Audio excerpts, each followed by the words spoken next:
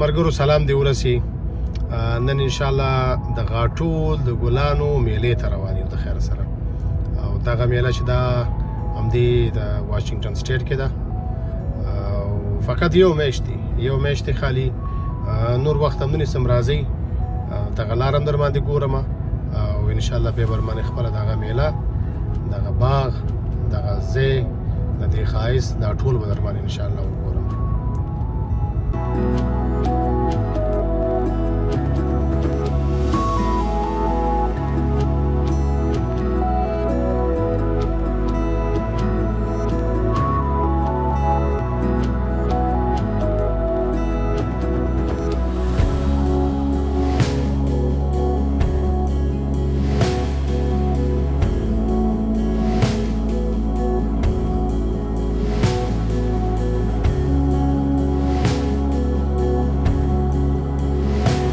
دا میله د امریکې د واشنګټن ایالت کې هر کال تقریبا یو میاشت د اپریل میاشت چې ده په دغه کې جوړیږي دلته، او دا ډیره جالبه کیسه لري.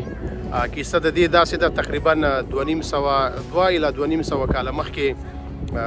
یو کس د هالند نه دلته رالو، امریکې ته مهاجر شو، او هغه ځان سره دغه ټول ګلان چې دي د لږ تخم یې راوړه دلته په واشنګټن سټیټ ته رالی. دلته چې رالی هغه د کور مخې ته وکرل، او د هغې دا ګاونډین راله، دی ډېر خوښ شو. په هالند کې به دا میله لګېده او خلک به مو ته راتله. اول ته په یو قسم ته بزنس هغه وخت کې جوړ شوی و. دی بیا واپس لاړو هالند ته، او هالند کې هلته دا کم غټ بزنسونه چې وو د دې غاټولو ګلانو، هغې خلکو سره خبرې وکړلې. دغه ساحه چې د خپله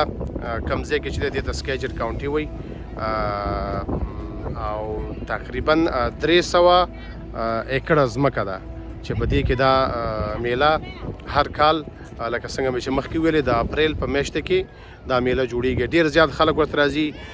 په دې یو میاشت کې ورته حد اقل 1 میلیون کسان راځي دې ته، نه یوازې د واشنګټن ایالت نه، د امریکې د نور برخو نه، او حتی چون دا ځای کاناډا سره نږدې دی. دغه ځای تقریبا د کاناډا د سرحد نه 45 دقیقې الی 1 ساعت لرې دی. نو د کاناډا نه هم دې ته خلک راځي. وخت هم نور نه نیسم مرګرو، زه اوس نوره کیمرا وړم، او راځي تاسې باندې د ښایسته ګلان د دې ځای او د دې ځای د ښایسته طبیعت دا په تاسې باندې وګورم. موږ سره اوسئ.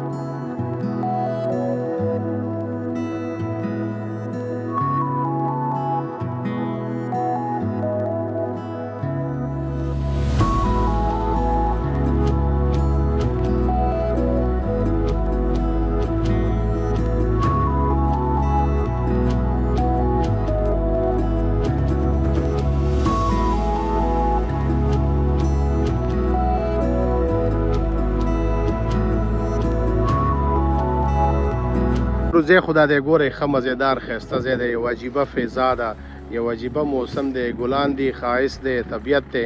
خو په دې ښایست او دې طبیعت کې دلته یو بل میلمه ما سره راغلی دی د په افغانستان کې ژورنالیست اسد افغان صاحب دلته اوس په واشنگټن کې خپل مارکیټ لري د مدینه حلال مارکیټ په نوم باندې زه دا کیمرا دې ته اړوم او د دې نه به م یو څو پوښتنې وکړم چې د دې دیزي باره کې څه وایي خپله د واشنګټن باره کې چون نوی راغلی واشنګټن ته او بیا دا اوس نن دا د ټولو د ګلانو دا میله چې ده دلته چې راغلی دی یو څو پوښتنې ته کوم زه دا کیمرا دې ته اړوم مننه له تاسو سلامونه ستاسو ټولو مخاطبینو ته له تا مننه چې دا خاطرې